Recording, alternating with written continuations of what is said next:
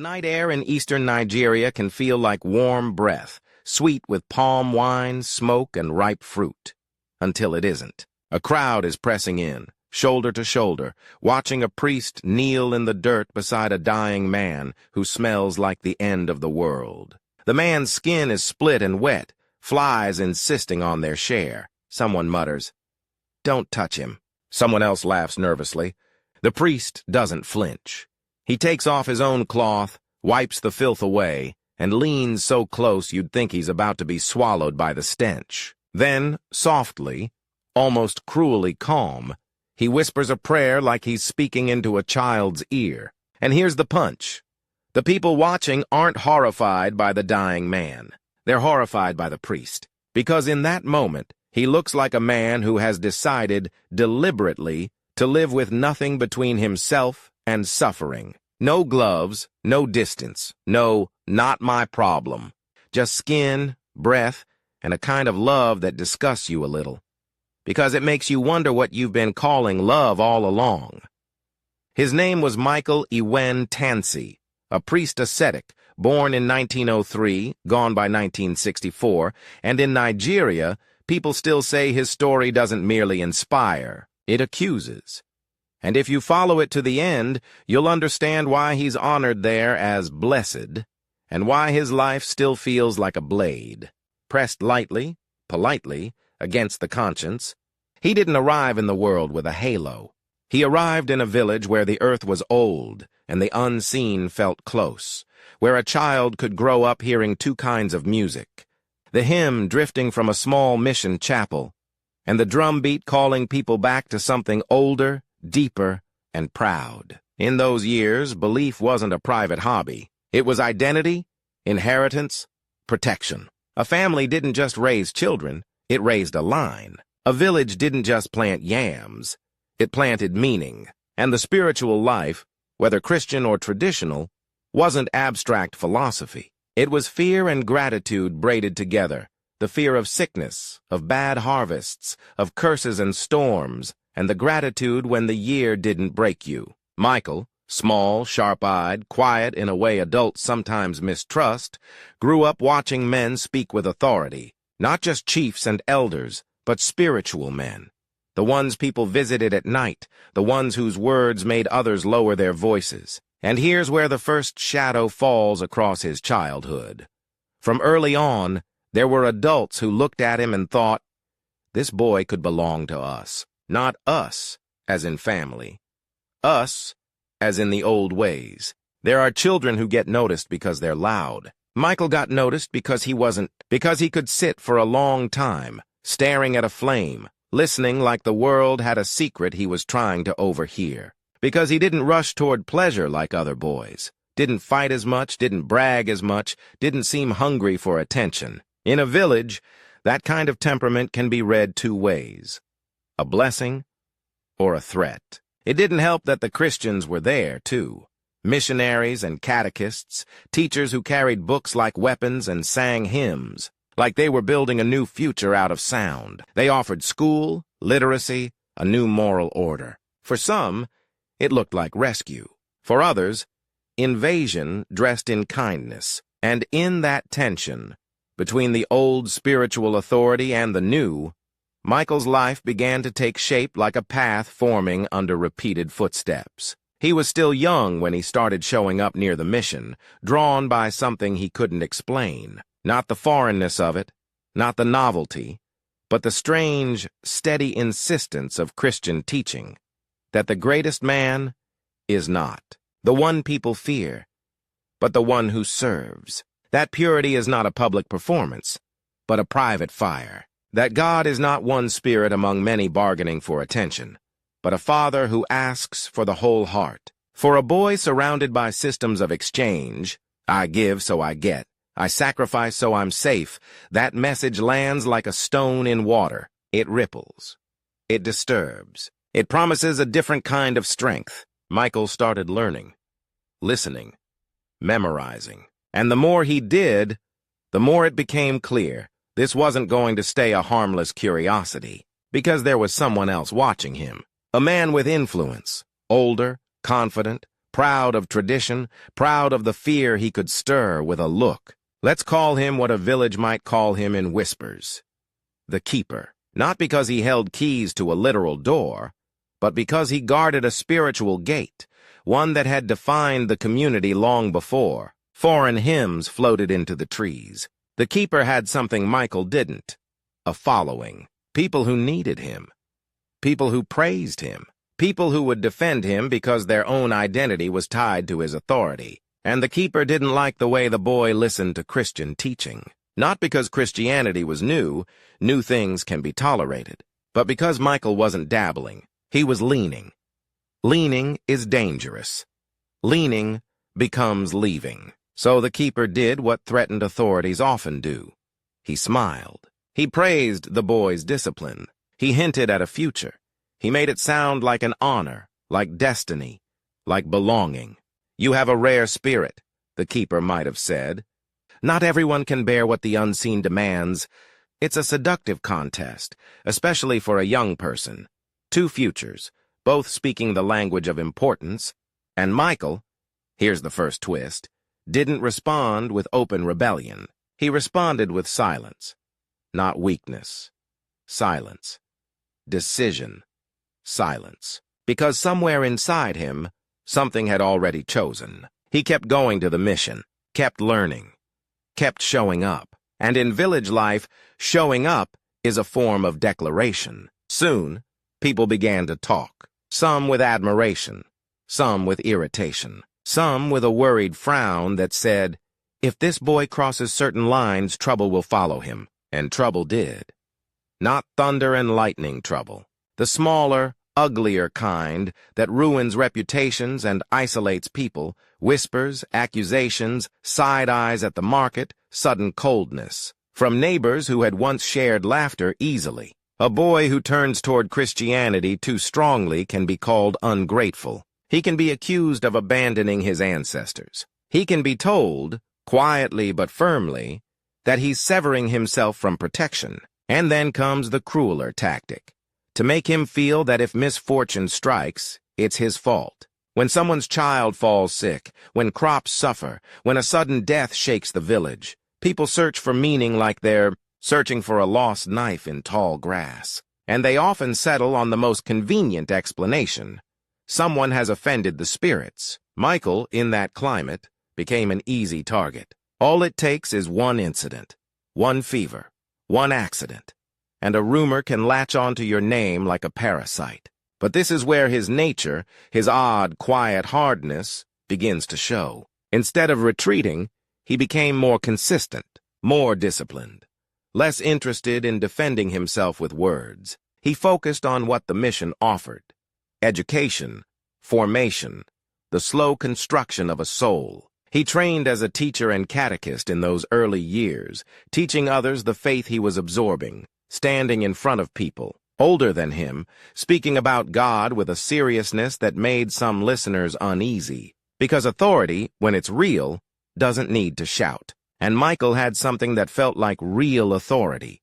Not the authority of threat, but the authority of self-control. Self-control is terrifying to people who survive by controlling others. The keeper's rivalry deepened, not always openly, not with direct confrontation, but with calculated pressure. A social squeeze, a spiritual squeeze, the kind where a young man starts to feel the walls narrowing, and yet Michael kept walking forward. There's a particular moment in stories like this, quiet on the outside, seismic inside, when a person realizes their life cannot remain half and half, not a foot in two worlds, not a polite compromise. Something must be chosen fully. For Michael, that choice took the form of a desire that would have sounded unreasonable, even offensive, to many around him.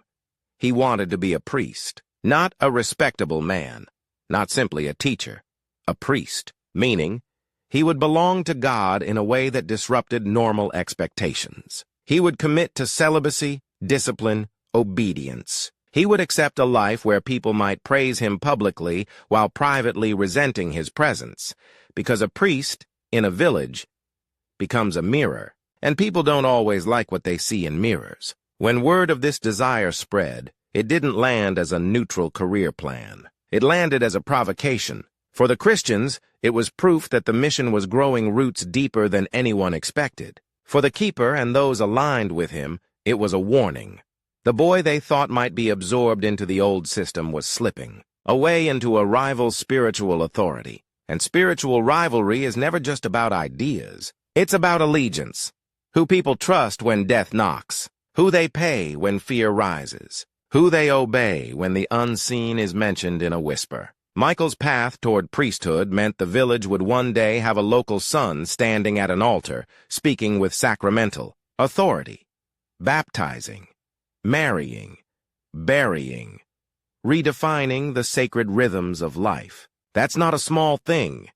That's a shift in the center of gravity. So the resistance sharpened. There are ways communities punish those who leave. Sometimes with violence, sometimes with exile, sometimes with something even more psychologically brutal, with shame, and Michael, young and serious, would have felt it. In the way, greetings changed. In the way, laughter stopped when he approached. In the way, certain doors seemed to close gently, as if by accident. But he didn't snap. He didn't collapse. He didn't bargain. He did something both impressive and unsettling. He embraced discomfort as if discomfort were a teacher. That's the seed of the ascetic in him. Long before the world would use the word, he began to practice a kind of inner refusal. Refusal of vanity, refusal of bitterness, refusal of the easy pleasures that distract. A person from their calling. And the more he refused, the more intense the rivalry became. Because now it wasn't simply a competition of institutions. It was a competition of spiritual styles. The keeper's style of authority was built on fear, on secret knowledge, on leverage. Michael's style, still forming, still imperfect, was built on purity, prayer, and stubborn service. It made people choose sides without even intending to. And then, another twist. Something happened that no one could easily interpret. A moment where the old explanations didn't satisfy. Someone connected to the keeper, someone important enough that gossip had to lower its voice, suffered. Illness, misfortune, humiliation, the kind that makes even confident people wake at night with their throat tight. And Michael didn't celebrate. He didn't win. He did the opposite of what rivalry expects. He showed compassion, not the performative look-at-me compassion. The quiet kind that costs you social safety. The kind where your friends might say, "Why are you helping them? Don't you know what they tried to do to you?" Michael's answer, if he gave one, would have been simple. Because that's what Christ does. And that choice, helping someone tied to his rival, had a strange effect. It confused the narrative. It made it harder to paint him as the villain. It made some villagers feel something uncomfortable. Respect. Respect is dangerous to a rival because it's the one currency fear can't counterfeit. Still, the resistance didn't disappear. It shifted tactics. Instead of trying to drag him back, it tried to discredit him. This is an old move. If you cannot stop a person from rising, you muddy the air around them so people cough when they hear his name. So rumors grew teeth. They always do. They insinuated pride, hidden sins, secret motives, foreign influence, hypocrisy. And Michael, again, didn't argue the way most of us would. He didn't build a defense of words. He built a defense of life. He pursued the path into formal priestly formation, stepping deeper into the church's structure. And for a young Nigerian man in those decades, that road was not cushioned. It demanded study, discipline, submission, patience. It demanded the willingness to be misunderstood. And that is where the youthful Michael begins to disappear. And the priest Michael begins to take shape. Because as he left the immediacy of village politics and entered deeper training, he was also leaving behind something else. The need to be liked. The need to be safe. The need to prove anything. And that is exactly the kind of man the keeper feared most. Not the man who shouts back. The man who stops needing the crowd at all. As Michael moved forward, he carried with him two things like hidden stones in his pocket. A love for his people and an awareness that his people might one day turn that love into a weapon against him. And that awareness didn't make him bitter. It made him more extreme in one direction only, toward God, toward a holiness that would not be negotiated, toward a life that, to many, would look not merely disciplined, but almost unbearable. And if you think that sounds admirable, hold that thought. Because the deeper he went, the more his story began to ask a disturbing question. What if the problem isn't that holiness is impossible? What if the problem is that we don't actually want it? And in the next stage of his life, Michael will step into a calling that demands not only faith, but a kind of self-denial so sharp, it will make some people recoil, even some Christians, especially the ones who prefer their saints comfortable. He walked away from the village the way a man walks away from a fire he can still feel on his skin. Calm steps, steady breath, and yet every nerve listening for the crackle behind him. Because leaving didn't mean the village stopped speaking his name. It meant the village spoke it without him there to hear it. In the mission houses and training rooms where he studied, the nights were quieter. No drums calling from the trees. No market gossip sliding under doors. But Michael discovered something he hadn't expected. Silence doesn't always bring peace. Sometimes it brings a louder enemy, inside him. At first, he threw himself into formation like a man trying to outrun his own shadow. He learned prayers the way other men learn trade routes, by repetition, until the path becomes instinct. He learned doctrine, scripture, discipline. He trained his body to obey his will. Early rising, fasting, long hours without comforts. Not as a performance, not as a show. Michael wasn't theatrical, but as if his life depended on becoming a single, undivided yes. Because that's what priesthood demanded. Not skill, not charisma, not popularity. A total consent. And consent is terrifying when you realize what it might cost you. In those years, the world around him was changing. Colonial structures pressed on society like a heavy hand. Christianity grew, but so did resentment, confusion, and that bitter feeling some people get when they sense a new order replacing the old. Even within the church, tensions existed. Between cultures, between expectations, between men who wanted holiness and men who wanted status. Michael was not naive. He watched.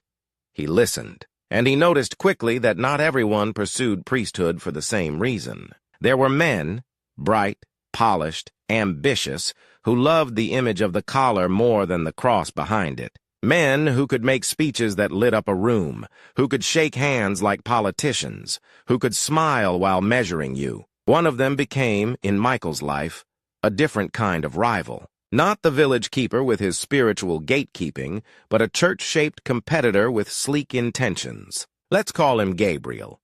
Not because he was angelic, but because he had the angel's skill for appearing holy while staying untouched by sacrifice. Gabriel and Michael could not have been more different. Gabriel was the kind of man who laughed easily, networked easily, spoke smoothly. He knew how to become memorable in the right rooms. He knew when to compliment a superior and when to step aside so someone else could look foolish. Michael didn't play that game. He barely seemed to notice it. And that, ironically, made him dangerous, because people began to trust him without him trying. Teachers saw a seriousness in him that didn't bend. Other students saw a discipline that wasn't brittle but quiet and strong. And when Michael prayed, it didn't feel like reciting. It felt like someone turning a key in a lock you didn't realize existed. Gabriel noticed. At first he tried charm, friendly jokes, a brotherly arm around the shoulder, we're in this together. But Michael remained what he always was, warm without being soft, humble without being manipulable, kind without being available for games. So Gabriel shifted, subtle at first, little comments about Michael's severity. Brother Michael, you fast like you want to punish yourself. Do you think God is impressed by hunger? Be careful. Holiness can become pride. It was clever, because it sounded like concern, and it planted a dangerous idea, that Michael's ascetic discipline wasn't love, it was ego. But here's the twist. Michael didn't answer by relaxing. He answered by going deeper, not into harshness, but into purity of intention. He examined himself like a man examining a wound, not to admire it, but to remove infection. He confronted the possibility of pride without flinching. He didn't trust his own motives simply because they felt spiritual. He interrogated them in prayer. And every time he found something impure, vanity, resentment, the desire to be seen, he treated it like rot. Cut it out. That's what made him frightening. Because most of us negotiate with our rot. We rename it. We decorate it. We call it human. Michael looked at it and called it what it was, then refused it. Years passed in this forging process. Study, prayer, service, discipline. And in the background, the old village conflict still haunted him like smoke caught in hair. Letters, rumors, visiting voices. He would hear how the keeper still spoke about him, how some people still said he had abandoned the ancestors, how others said he was becoming something powerful and therefore suspicious. Powerful people are always suspicious. But Michael didn't chase power. He chased surrender. And then came a day that would split his life cleanly in two. The day he was ordained a priest. Ordination is beautiful on the surface. Ceremony, prayers, hands laid on the head, a solemn weight of responsibility given in public. But if you strip away the beauty, what remains is something raw. A man lies down, face to the ground, as if to say, "Here is my throat, here is my pride, here is my future. Take it." Michael did not just accept priesthood, he allowed it to consume him. When he returned to serve, he didn't return like a local boy who made it. He returned like a man carrying an invisible fire. And in places where Christianity was still weaving itself into daily life, that fire mattered. People needed priests who could teach, heal, reconcile, build communities. They needed someone who could stand between grief and God and refuse to look away. Michael became that someone. But he did it in a way that unsettled people. He lived simply, almost aggressively. Simply. Not as a social statement, but as a personal vow. If he was going to preach Christ, he would not preach comfort. He would preach the cross with his own choices. He was known for discipline that wasn't just personal, but pastoral. He demanded seriousness from those preparing for sacraments. He insisted confession wasn't a casual rinse, it was a surgery. He treated sin like something that could kill a soul, not merely embarrass a reputation. And people felt it. Some were drawn to it as to clean water. Others hated it, because clean water reveals dirt. Michael was assigned to communities where the faith needed structure. Places where disputes were common, where marriages fractured, under pressure, where poverty wasn't romantic but exhausting, the kind where hunger makes people irritable, where small money sparks, big fights, where sickness can turn a household into a cemetery of hopes. He entered those places not like a tourist priest, not like a bureaucrat, but like a man willing to be wrung out. He built schools. He supported the education of young people. He strengthened parish life with order, catechesis, and an insistence on moral integrity. He wasn't soft about corruption or exploitation. If someone mistreated the poor, he wasn't afraid to confront it. Directly, sometimes publicly. And this is where the rivalry sharpened again. Not only with Gabriel, but with a wider enemy Michael couldn't point to with a finger. The enemy of convenience. Because the moment a priest refuses to be bought, refuses gifts that come with strings, refuses political favors, refuses to flatter, the comfortable start to circle him like mosquitoes. And Gabriel, still in the church world, still slick, found ways to whisper that Michael was difficult. He's too strict. He's too intense. He makes people uncomfortable. That last one was true. And Michael almost seemed to believe discomfort was the beginning of honesty. But the story doesn't move in a straight line. It tightens like a rope. Because what Michael did next made even some of his supporters blink. He didn't just live simply. He began to live like a man trying to erase himself. He embraced ascetic practices with a severity that sounds unbelievable in modern life. Long fasts, sleepless nights in prayer, physical self-denial. Not for drama. Not to impress, Michael did it quietly but consistently, like breathing. And the shocking part is this. He did it while carrying the workload of a priest in growing communities, confessions, teaching, visits to the sick, mediating conflicts, traveling, celebrating Mass, preparing people for marriage, burial, baptism. Most people would burn out. Michael did not balance it. He deepened it. He began to look, to some, like a man hollowing himself out so God could fill the space. Admirers called it holiness. Critics called it unhealthy. His rivals called it performative. But those who watched closely saw something else. He wasn't chasing suffering. He was chasing freedom. Freedom from appetite. Freedom from reputation. Freedom from fear. And here the old keeper returns to the story, not as a man physically present, but as a symbol of spiritual intimidation, because the old tradition had relied on fear. Do this or the spirits will punish you. Pay this or misfortune will follow. Obey or be cursed. Michael's priesthood offered a different spiritual economy. You don't obey because you're terrified. You obey because you love. That undermined the keeper's kind of authority in the villages Michael served. People began to rely less on fear-based rituals and more on sacramental life. They confessed. They prayed.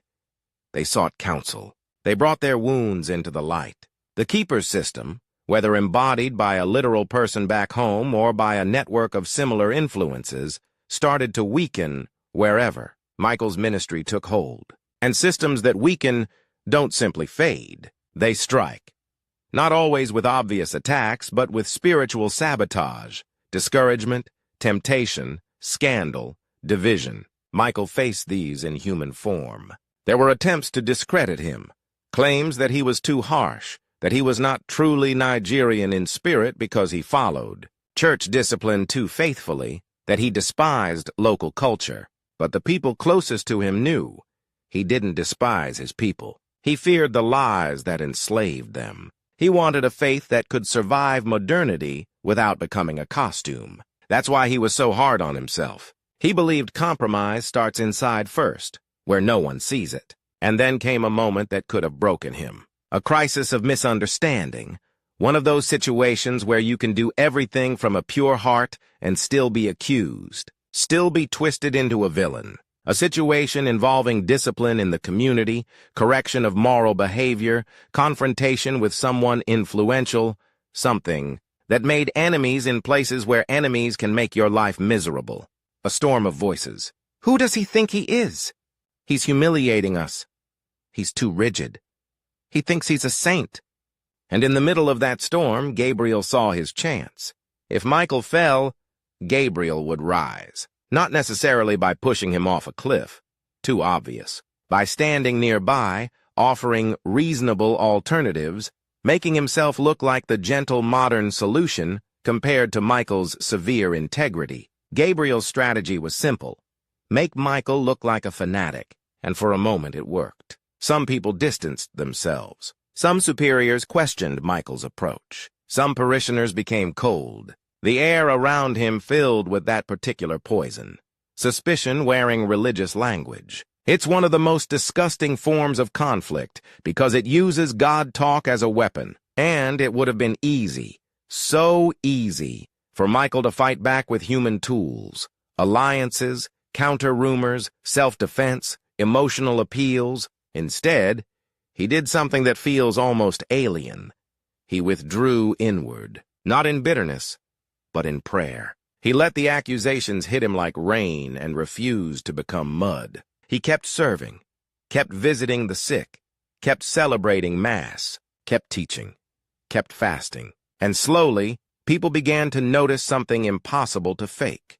A man who is guilty hides. A man who is performing gets angry when misunderstood. Michael did neither. His calm wasn't indifference. It was surrender. That surrender, over time, turned the suspicion back on itself. Because what do you do with someone you can't bribe, can't flatter, can't threaten, can't shame into submission? You either destroy him, or you start to wonder if he's telling the truth. Some people came back, Some returned quietly, embarrassed. Others never returned at all. But Michael had changed. The conflict didn't soften him.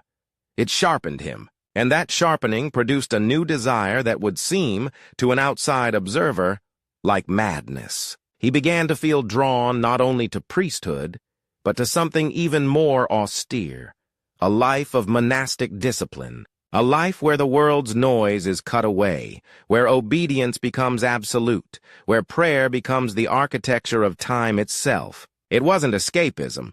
Michael wasn't running away from ministry because it was hard. He had proven he could endure hard. This was something else. He wanted to become, in the deepest way, a man of God, stripped of every illusion. But here's the twist that makes the tension spike. Some people around him did not see this as holiness. They saw it as betrayal. Because if Michael left parish life for a monastery, it would feel like abandonment to those who relied on him. It would also feel like a moral indictment to priests who had chosen comfort. His departure would silently say, "There is more. There is a deeper surrender, and you're not choosing it." Even Gabriel, who had once whispered about Michael's severity, now had a different fear. Because if Michael became a monk, he wouldn't lose in the normal way. He would become untouchable, not socially, but spiritually. The kind of figure people speak about with awe, the kind whose very absence becomes presence, the kind whose name grows larger when he disappears into prayer. So the rival tried again, subtly, cleverly, to redirect Michael's path, to keep him in predictable lanes, to keep him within reach. But Michael's inner compass had locked onto something. And when that compass locks, a man like him becomes terrifyingly simple. He moved toward monastic life with the same unromantic determination he had shown since youth. Not a dramatic announcement, not a theatrical exit, but a series of obedient steps. One step, another, each one costing him something. And the cost wasn't only personal, it was relational, it was communal. It was the pain of watching people you love misunderstand you. Because there's a particular loneliness reserved for people who pursue God beyond what others find reasonable. Even believers will call you extreme. Even friends will say, "Is this necessary?" Michael's life began to answer that question without words. Yes. Not because suffering is good in itself, but because love, in his understanding, wasn't a feeling. It was a total gift. And as he prepared to embrace that gift more completely, the rivalry that had followed him from village whispers to church hallways, to pastoral conflicts tightened into its final shape. The keeper's old fear-based authority, Gabriel's polished ambition, and the world's general insistence that holiness should be comfortable. All three stood as competitors against one man's refusal to negotiate his surrender. And the next part of his story will take you into the heart of what made him so revered and so unsettling. The way he served, the way he prayed, the way he preached, and how his ascetic fire didn't burn him alone. It began to ignite everyone around him. He didn't enter deeper holiness the way people enter a hobby. He entered it the way a man steps into a river at night, without seeing the bottom, knowing the current can take him, and choosing it anyway. And when Michael Iwene Tansi leaned toward monastic life, the world around him reacted the way it always reacts when someone refuses. The normal rules, first with admiration, then with confusion, and then with hostility dressed up as concern. Why would you leave the people who need you? Isn't this too extreme? Do you think you're better than the rest of us? The accusations were familiar. Echoes of the village, echoes of Gabriel's polite poison, echoes of the old keeper's fear-based grip. Different voices, same underlying message. Stay predictable. Stay controllable. Stay like us. But Michael's life was becoming less about being useful in ways people could measure, and more about being faithful in ways people couldn't. So, he moved forward.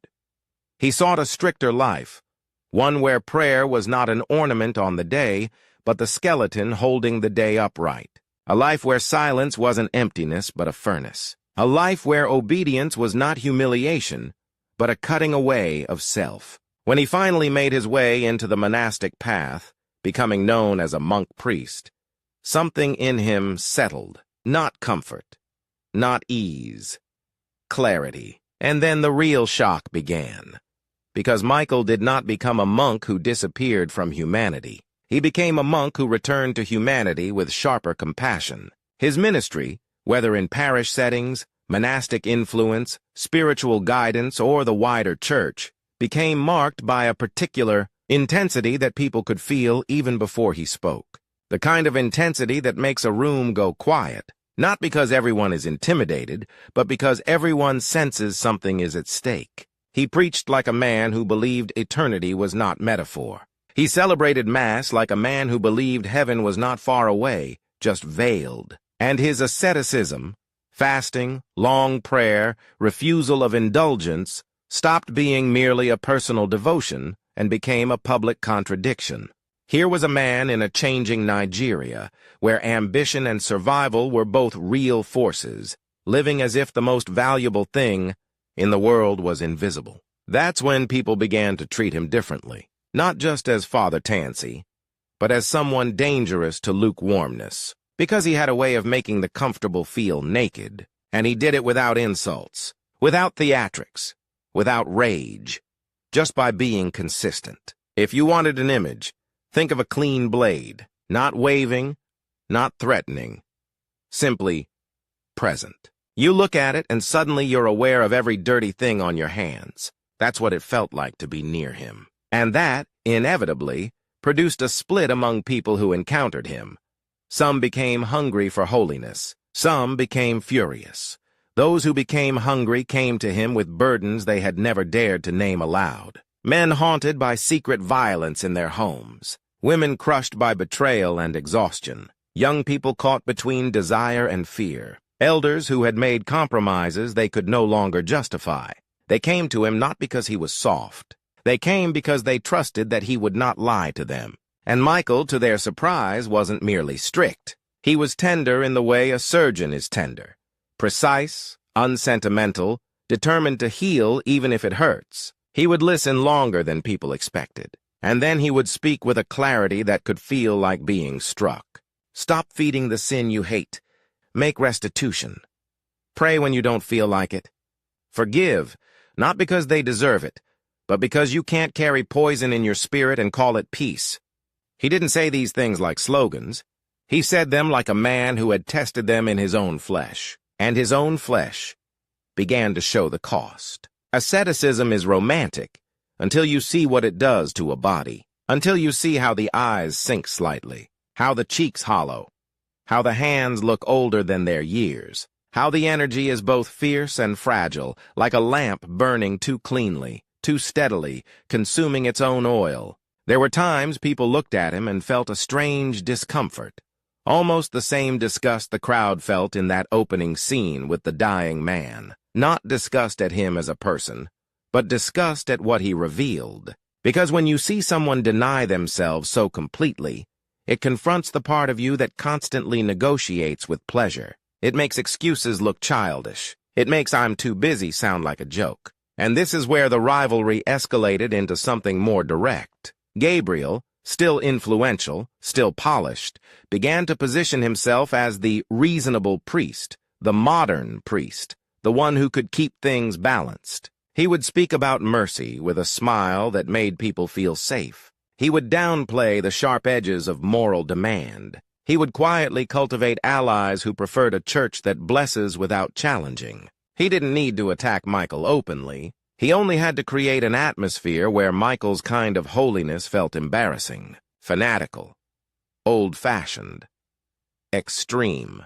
And some people, especially those with power, loved that narrative, because extreme holiness is inconvenient. It won't accept your donations if they come with injustice attached. It won't smile politely at corruption. It won't tell the poor to be patient while the rich feast. Michael's ministry, his preaching, his counsel, his example, became a pressure on the community. It wasn't political activism in the modern sense. It was something older and more unsettling.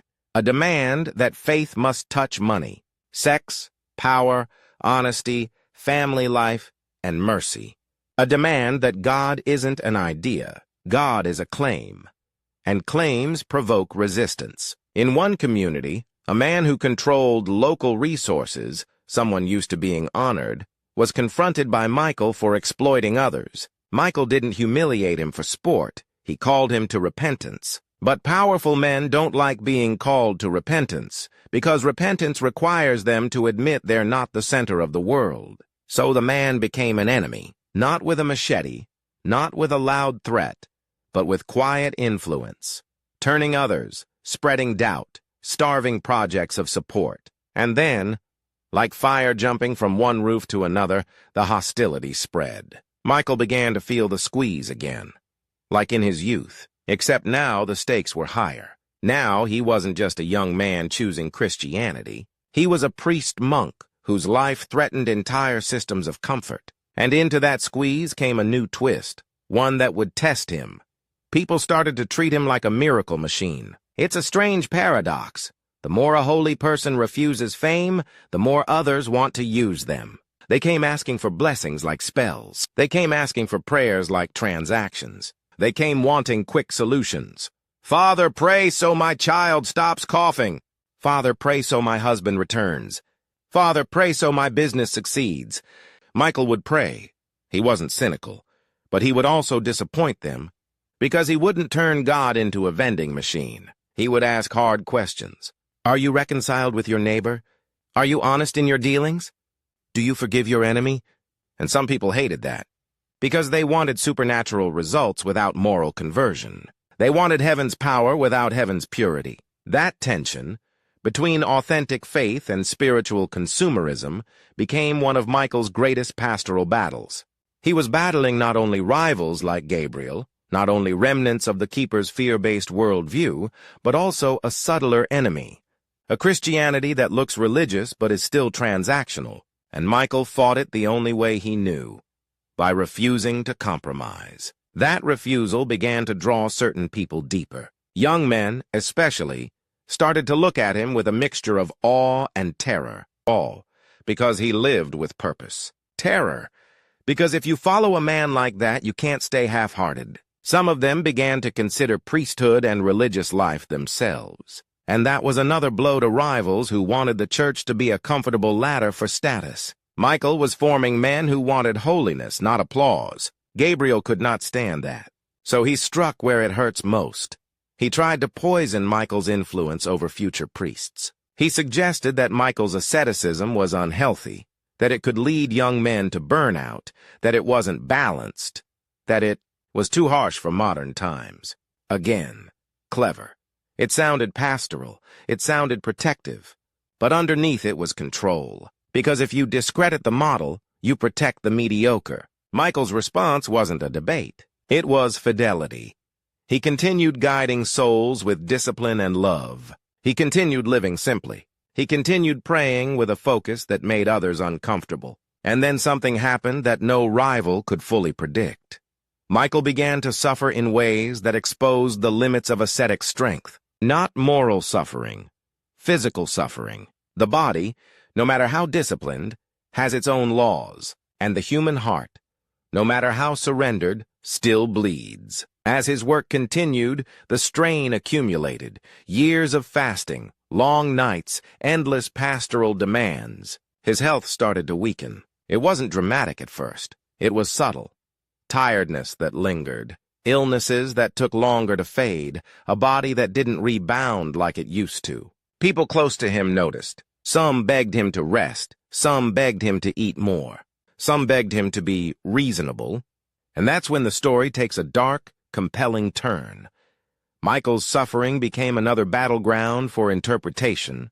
His supporters saw it as the cost of love, like a candle burning for others. His critics saw it as proof. See, this extreme life is wrong. Gabriel saw opportunity. We need leaders who don't destroy themselves. But Michael did not interpret his suffering as failure. He interpreted it as participation. Participation in the cross he had preached. And that's not a comfortable idea. Because if suffering can be meaningful, then our obsession with avoiding it starts to look shallow. If sacrifice can be love, then our constant demand for ease starts to look like slavery. Michael's life wasn't merely inspiring. It was confrontational. He continued celebrating the sacraments with intensity. He continued guiding communities. He continued shaping spiritual life not by slogans, but by insistence on truth. And somewhere in the middle of all this, amid rivalry, misunderstanding, the growing legend around him, he did something that revealed his deepest heart. He refused to treat enemies like enemies. When someone tried to undermine him, he prayed for them. When someone mocked him, he answered with quiet courtesy. When someone accused him, he examined himself and kept serving. This wasn't weakness. It was a form of spiritual warfare. Because hatred feeds on hatred, Michael starved it. And that starving enraged those who wanted a fight. There's a moment in every great spiritual story when the protagonist seems to win because their influence grows. Michael's influence did grow. His reputation for holiness spread. People spoke of his discipline, his prayer, his unwavering integrity. But that win carried its own danger. People began to romanticize him, to turn him into a legend while ignoring what his life demanded. A legend is safe. You can admire a legend without changing. A saint is not safe. A saint makes you accountable. Michael, knowingly or not, was becoming the kind of figure Nigeria would later honor precisely because he refused the easy path. Not just in personal discipline, but in how he served under pressure, how he carried conflict, how he preached truth without becoming cruel. And the tragedy, the looming shadow, was that his body could not hold that intensity forever. As his strength waned, the question that hovered around him wasn't only, will he be remembered? It was, will the church and the people truly receive what he embodied? Or will they dilute it into a story that asks nothing? Gabriel, watching this, still believed time was on his side. Time usually is on the side of the polished, the strong, the strategic. But he underestimated one thing. In a world hungry for authenticity, suffering can become a megaphone. And Michael's approaching weakness would not silence him. It would make him louder in the only way that truly lasts. Because the final act of his life, the part involving his death, recognition, and why he is revered, would turn everything upside down, including the rivalry that had pursued him like a shadow.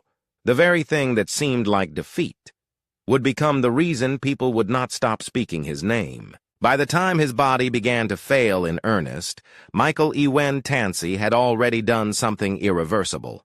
He had lived in a way that made people feel watched, not by him, but by God. And that kind of life doesn't fade quietly. It either gets erased, or it becomes a landmark. His days grew narrower. The calendar that once looked like a battlefield, mass, travel, catechesis, confessions, visits to the sick, counsel to the desperate, started to tighten around what his weakening body could still carry. The fatigue became heavier, not like ordinary tiredness, but like a deep drag under the ribs, as if even breathing had become work. People who loved him begged him to slow down. He listened, sometimes. But he also had a stubbornness that wasn't pride so much as devotion. He had spent decades training himself to do the hard thing, and now the hard thing was not fasting. It wasn't sleepless prayer. Now the hard thing was accepting limits. For an ascetic, limits are a different kind of humiliation. Not public humiliation, private. The slow, daily reality that you are not in control of your own strength, that your body, eventually, will demand its due. And Michael, who had mastered appetite, now faced a suffering he could not discipline away. This is where the story becomes almost unbearable to witness, because it touches a fear everyone carries, the fear that, after all our efforts, we still end up fragile. His health continued to decline, and the decision was made. He needed treatment beyond what he could easily receive in Nigeria at the time. He was sent abroad, far from the soil that shaped him, far from the people who understood his silence, far from the rhythms that had been his home. To be ill in a foreign place is disorienting. The air smells wrong. The food tastes unfamiliar. The voices around you move too fast. And loneliness shows up like a second illness. But Michael did not panic. He had been training for surrender all his life. so he surrendered again. He was sent to England for medical care, and there the images become almost cinematic. This Nigerian priest ascetic, known for simplicity, known for spiritual strength, now in hospitals and unfamiliar streets, his body carrying the invisible weight of years. Some people expected him to become bitter. Some expected him to soften his ideas. Some expected him to collapse into self-pity, the kind that feels justified because suffering has finally become personal. Instead, witnesses described something that made even hardened people uneasy.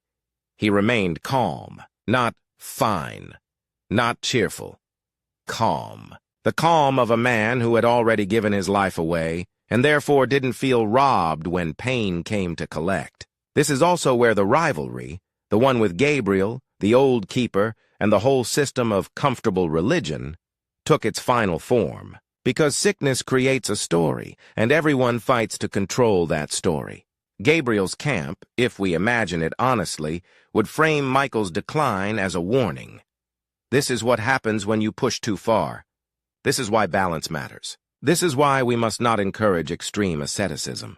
Others, those who still carried traces of the old fear-based worldview, might interpret his illness as spiritual consequence. Whispers that the ancestors were offended, that he had cut himself off, that something unseen was finally catching up to him. And then there were those who loved him, who saw the suffering not as punishment, but as seal, as the final signature on the life he had preached. Michael himself refused to let anyone weaponize his pain. He didn't dramatize it. He didn't perform it.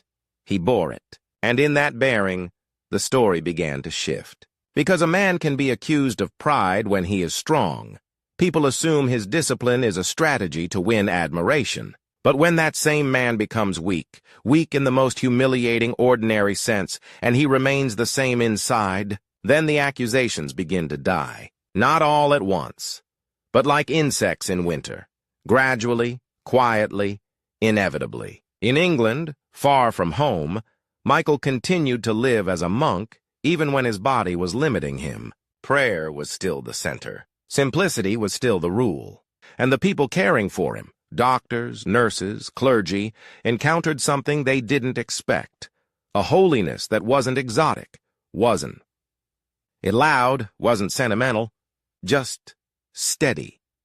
A kind of steadiness that made others reflect on their own lives in uncomfortable ways. Because it's one thing to admire a saint from a distance. It's another to adjust a saint's pillow. It's another to see him wince, to see the sweat on his forehead, to hear his breathing change at night, to realize that spiritual greatness doesn't float above biology, it bleeds inside it. And then, in 1964, the end approached. Death rarely comes like a dramatic explosion. Most of the time, it comes like a tightening corridor.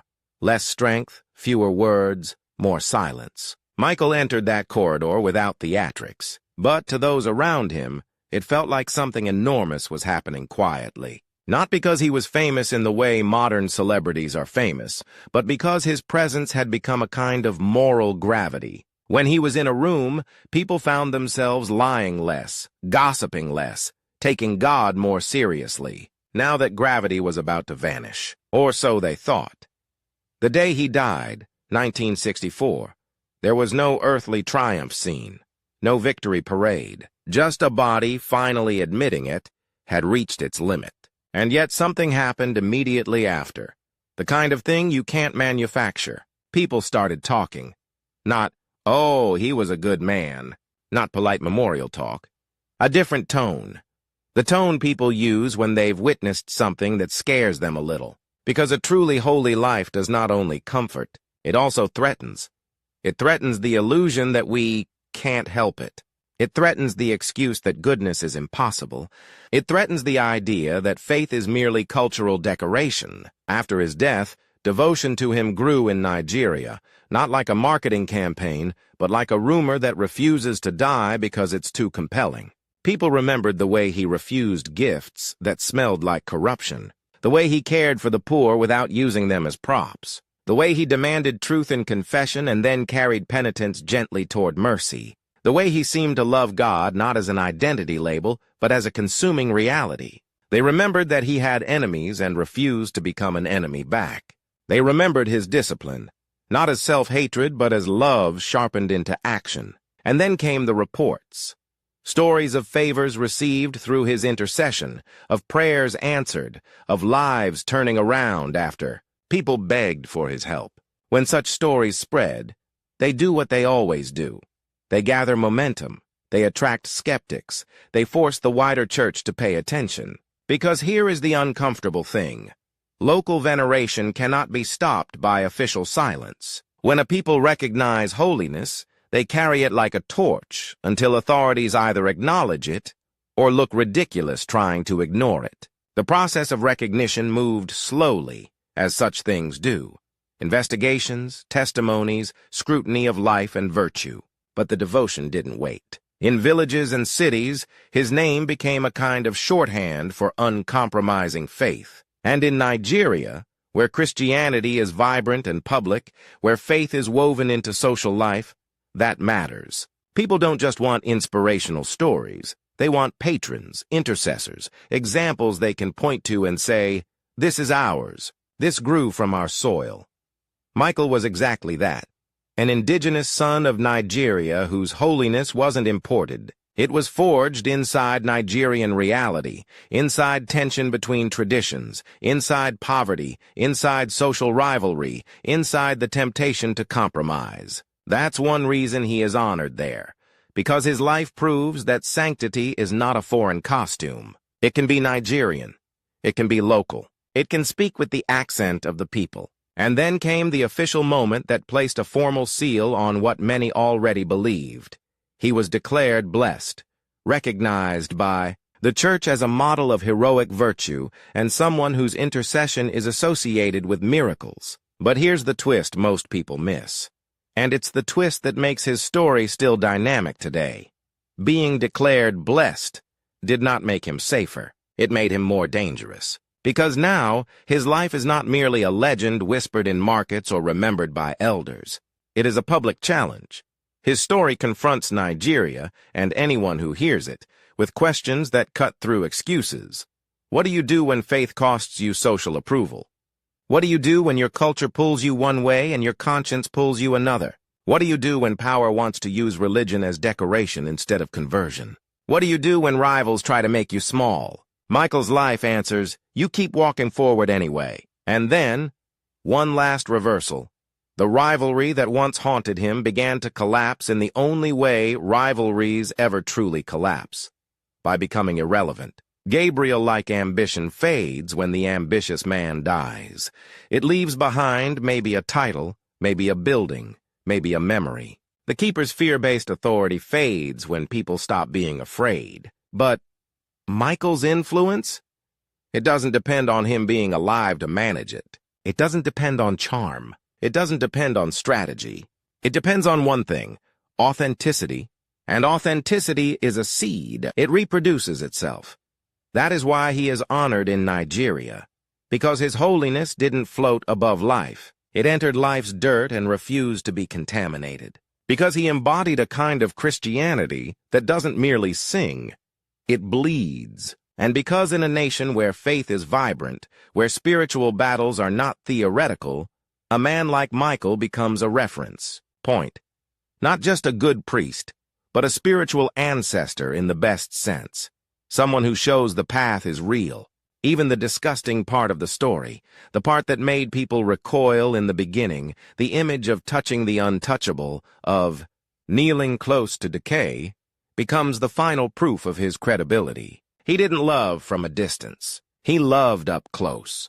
And that kind of love unsettles you, because it exposes how often we call something love when it's really convenience. So when Nigerians honor Blessed Michael Iwene Tansi, they aren't only honoring a man who prayed hard.